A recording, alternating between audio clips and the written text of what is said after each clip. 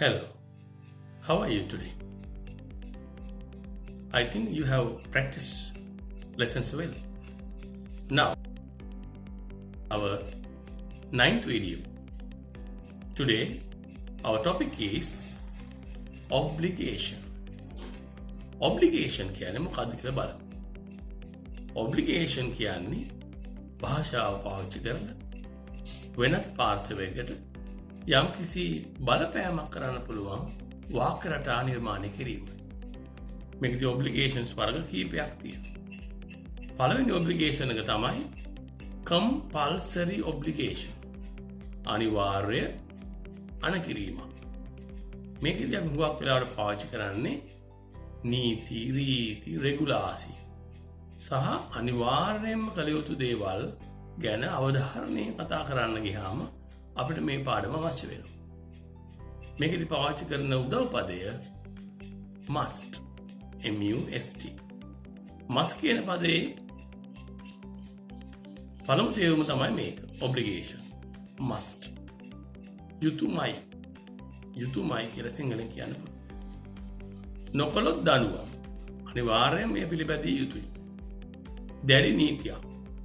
මේක වාගේ හදනකොට මස් සමග අපි ක්‍රියාමූල තමයි පාවිච්චි කරන්නේ.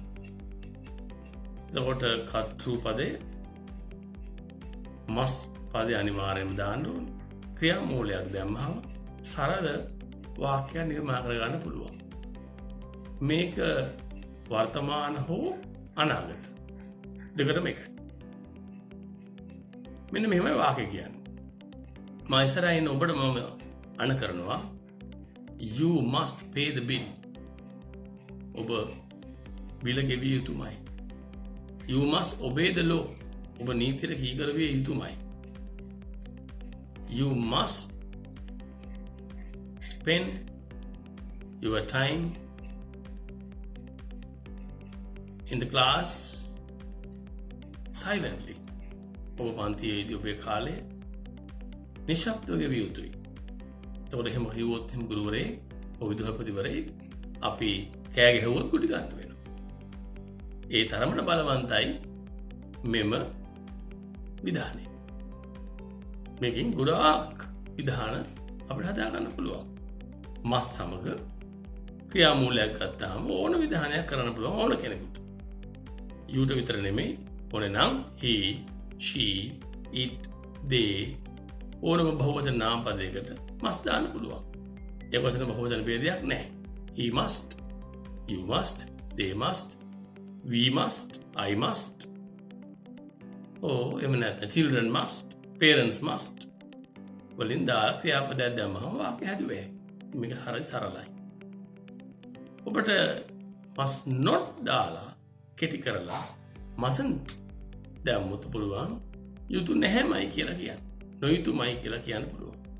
You mustn't waste your valuable time. You mustn't walk on the left side of the road.